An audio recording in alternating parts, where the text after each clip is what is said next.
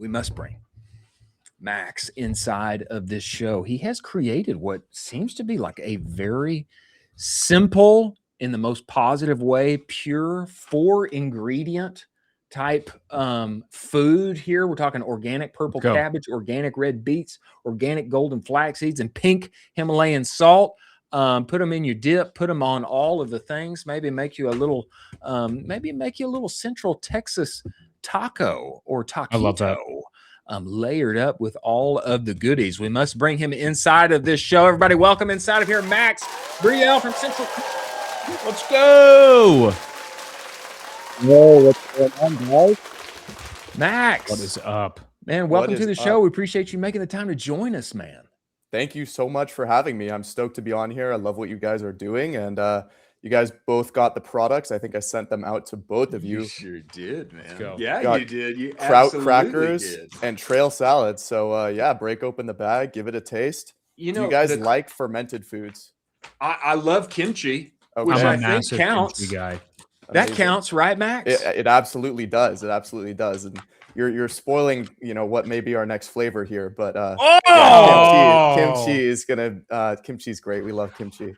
Bro, if you make a kimchi cracker, I will be like flabbergasted. Is that actually going to happen, man? Yeah. So we've done some experimenting in our own kitchen, which we make everything in house, by the way. Everything is done in our Santa Cruz kitchen. That's why it says made in Santa Cruz on the bag. We are a Santa Cruz brand, and we actually used to sell a kimchi cracker, and it was very, very popular. So I think we will bring it back at some point. It's time to bring it back. Yeah, man, absolutely. I have to say, I love the Kraut Cracker. This one is definitely my favorite. I could see this, like, it's got like great acidity to it. Man, I could see this, you dip in your sour cream. I mean, I'm thinking queso because I live in Central Texas. Just slather it in queso. Palmetto all cheese. Of the things. Yeah, pimento cheese. And tell me, like, Max, okay, so like back up and tell us the story. Yeah. About creating your business, getting going here. I've heard that, man, you guys started with juice. Like, give us the story on creating this business and bringing this product to life, which I think, man, it's got like real seems like it's got real jet stream behind it. Absolutely, yeah. And so thank you. I'm really glad you love the crackers.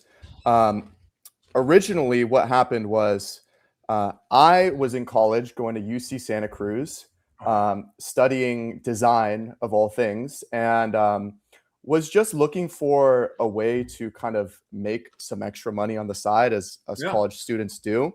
And so what happened was I ended up finding this local juice company in Santa Cruz called Central Coast Juicery. Always been into health and fitness, done powerlifting for years, but always have taken my diet super seriously, always been into the healthier side of living. Found this juice company. I was like, this is great. Not only is it just like a cool job that I can work, but it's aligned with kind of my values. So I just started working there. Got to know the owner. His name's Mark. Great guy. He was super passionate about health foods. He was a guy who worked in private equity for many years, Merrill Lynch, all that stuff. Kind of got burnt out by the corporate world. Took a break and found fresh juice, fresh living foods. And completely transformed his diet. And so that's when he started Central Coast Juicery. Now, I met him when I was in college, and we kind of formed this partnership where, we were selling Kraut Crackers in a very rudimentary form just to our local juice customers, and people really loved it. It was just flying off the shelves, and that was kind of like our, test market. And so me and him were like, I think this thing could have some more serious potential. So we got the packaging done, and man, you are just really crunching down on those, dude. These are so good, man.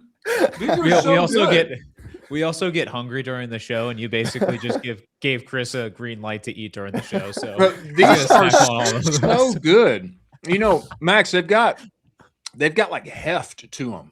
Yeah, they've got like some thickness to them. I don't feel like I've got like these like little kind of wimpy tortilla chips that are like crumbling in my hands. They got some heft to them. Like, let's see the break here.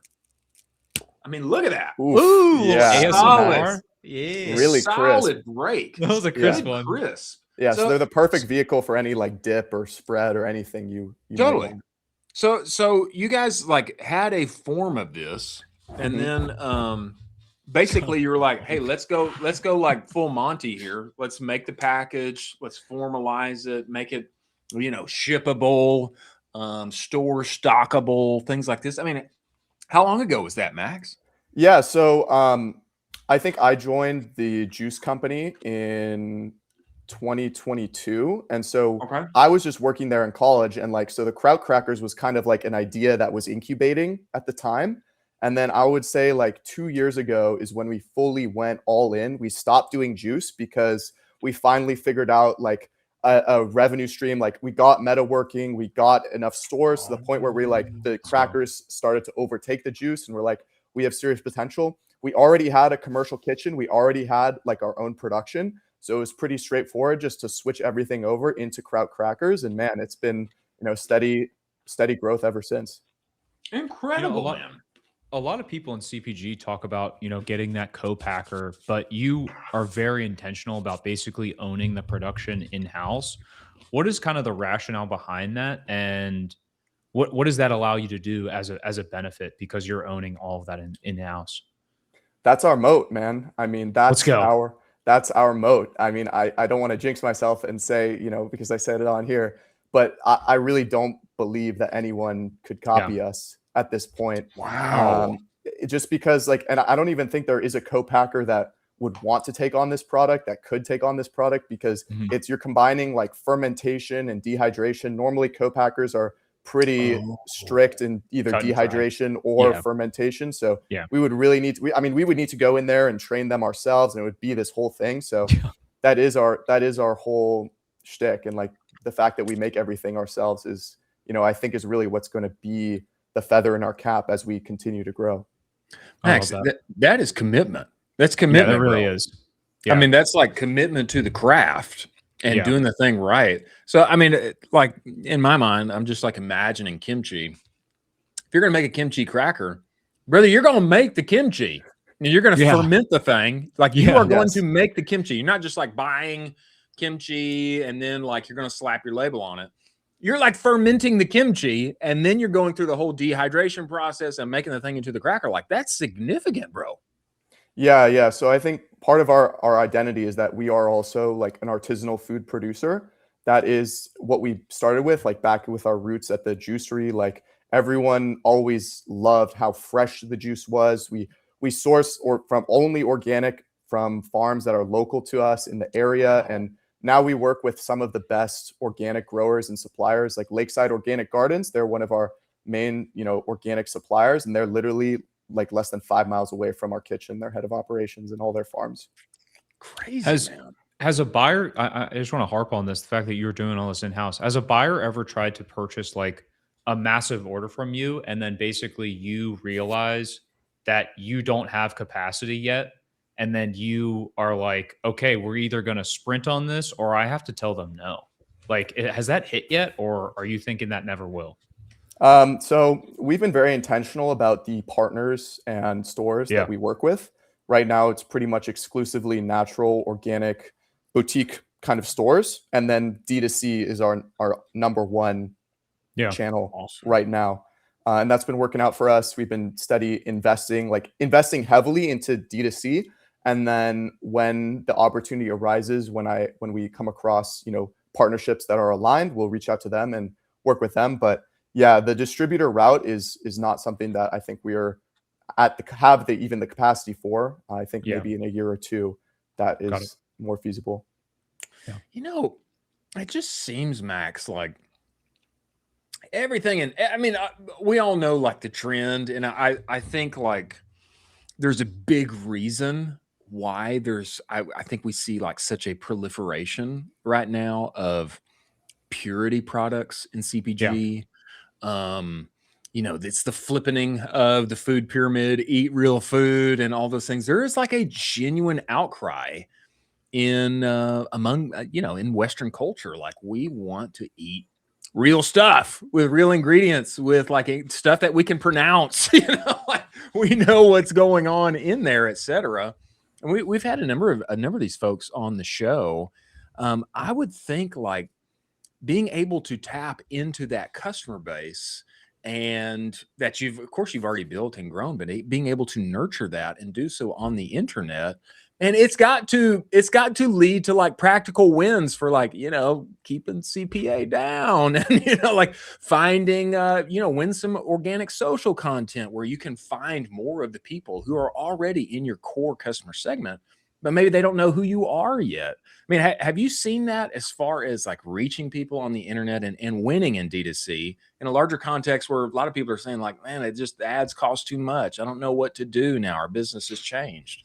Oh, absolutely, man. I mean, our metrics on Meta have been very, very positive since day one. I think that and a large part I attribute, I don't even like to take credit for it. I mean, obviously I'm making the ads and stuff, but the product itself, man, the fact that it's like the product itself is the pattern interrupt because people haven't seen anything like it, I don't think. So you put in front of people and naturally they get curious. Naturally, they're like, what is that? And I feel like the way that Meta's algorithm works, it's so advanced that it knows like exactly who to show the product to. And we're just continuing to like hammer that messaging. And on the organic side too, like I've been doing some posts lately that have kind of gone like mini viral. Baby. Just on Santa Cruz and the fact that we're, Santa Cruz, this is kind of the origin of like organic farming started here, going into the history of it, highlighting just the sheer amount. Because if you look at Santa Cruz, California, there's been a number of artisanal fermentation food brands that have come out of there. My friend Tim Richards, he owns Philosopher Foods. They make gut nuts. Not sure if you guys have heard of that. Heard of gut nuts. That is a great name. What a name. It's a great name. Cool name. Yeah, so they're fermented almonds, pistachios, and peanuts as well.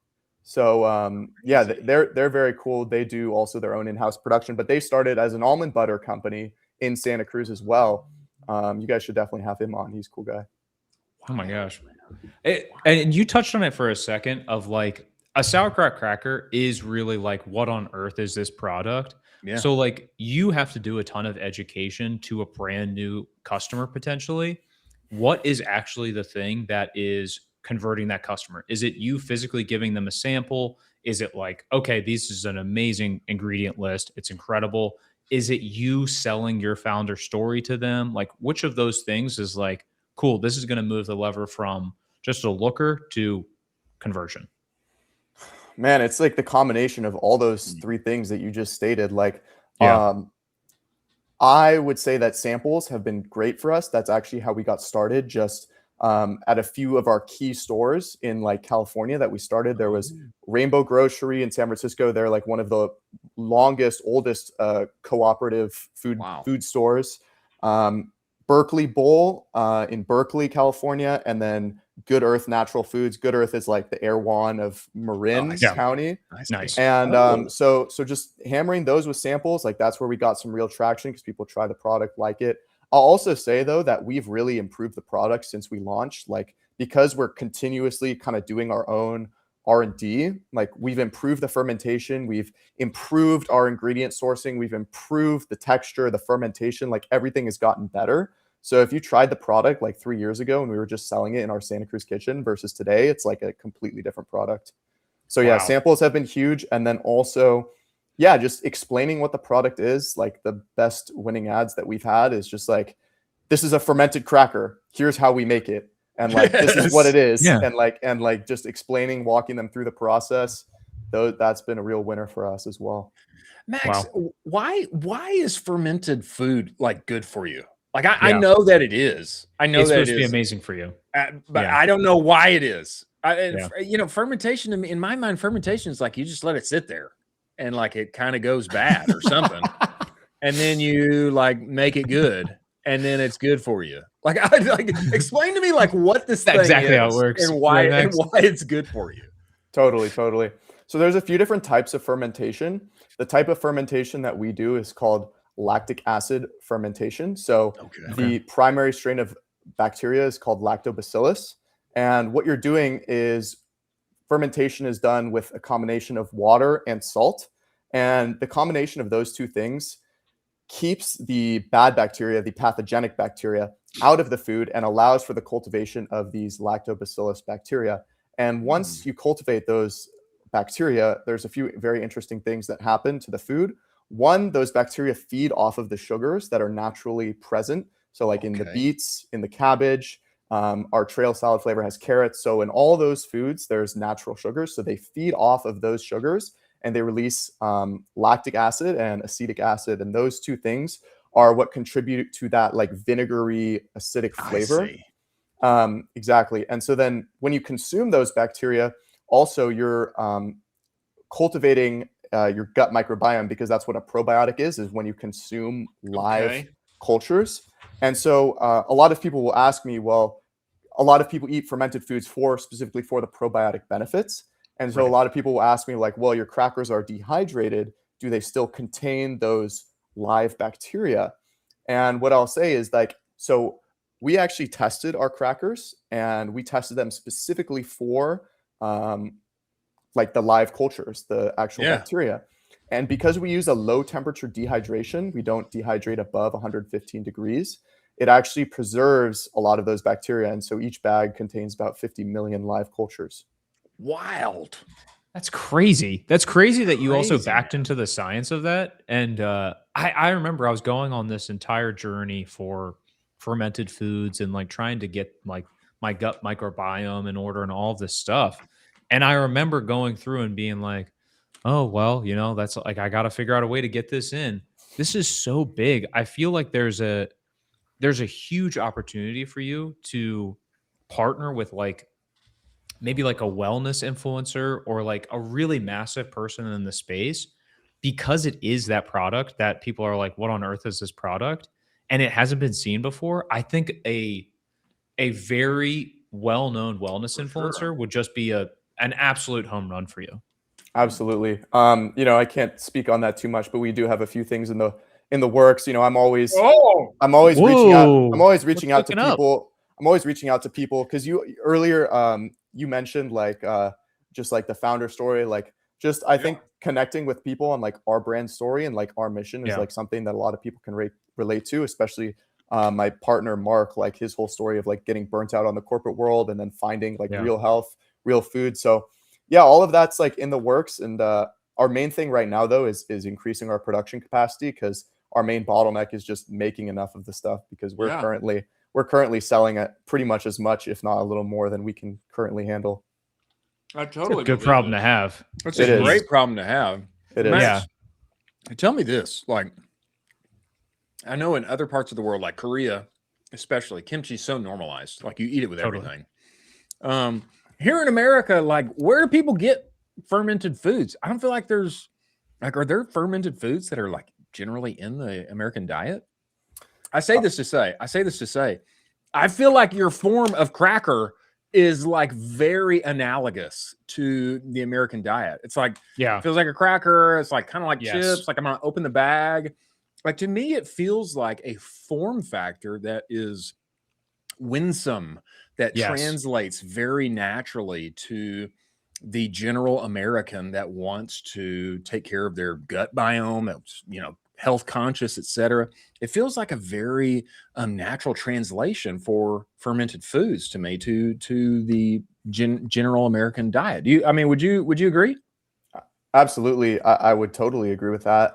That's one of the main like feedbacks that we get from people is they're like, you know, they're using these crackers to replace their chips. They're using these crackers to replace the other unhealthy stuff that's very common in the standard American diet. Yes. So it's been a win for us just to hear that, and to hear that people are using these and like feeling better after eating them. Like the main thing we get is like, it's like customers say like, I don't have to, it's like, I'm so relieved to have a snack. I don't have to feel bad about eating. Like it can feel good. And this makes me feel good after eating it. So that's like a huge win. Well, I feel great. I feel great right now.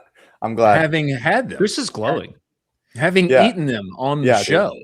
I'm so glad you did. You're going to feel really great in about 24 hours too, once that's all gets digested. Let's go.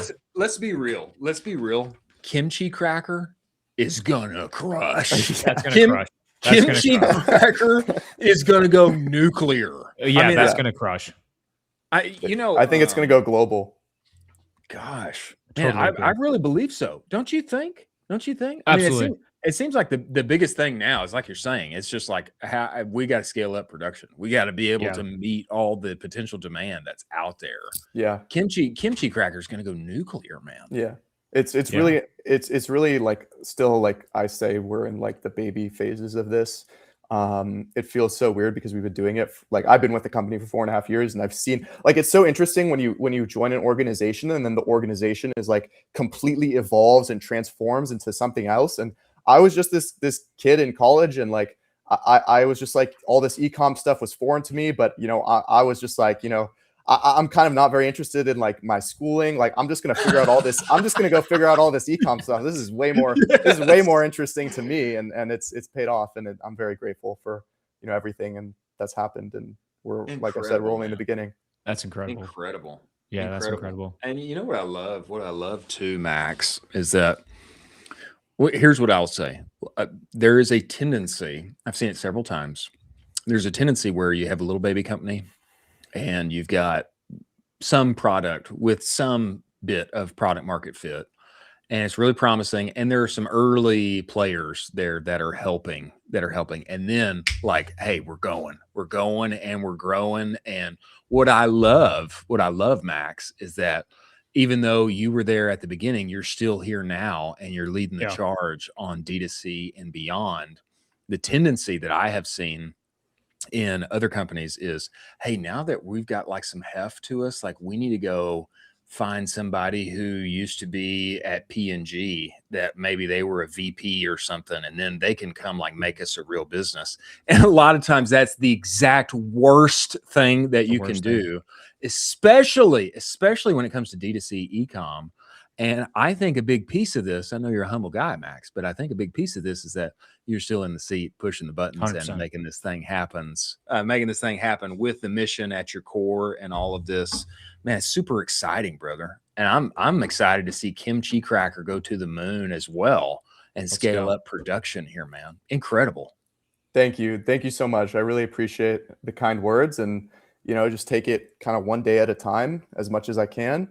And yeah, I'm excited to see where we'll be in a few years. But to your point about the partnership, I mean, I can just think of a few brands who were like in our same space, not necessarily D2C, because I would say D2C is like for a lot of these like, you know, crunchy granola types of people who make products like these, like it is kind of a foreign language. Like people don't want to be, you know, making all this content, you know, doing all this thing. And that's where I feel like the partnership that I formed with my business partner is like the perfect combination because our skill sets are so complementary.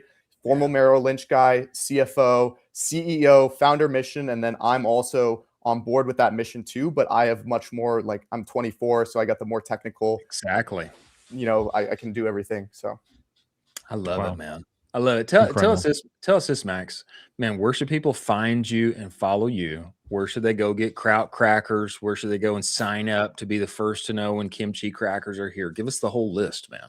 Absolutely. Absolutely. So, Kraut Crackers is our handle. So Kraut with a K and then Crackers with a K, Kraut Crackers. You can follow us on Instagram. And then my socials is Breall Strong. That's my last name, Strong.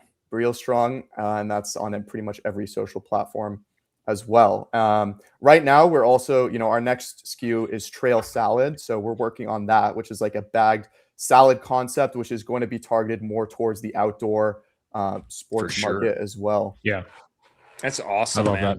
Everybody go follow Max, order your Kraut Crackers, bless yourself and feel good with some permissible indulgence that's going to make you feel good after having it. Max, we appreciate you joining the show. We look forward to having you back, man. Thank you. Thank you so much. Thank you so much.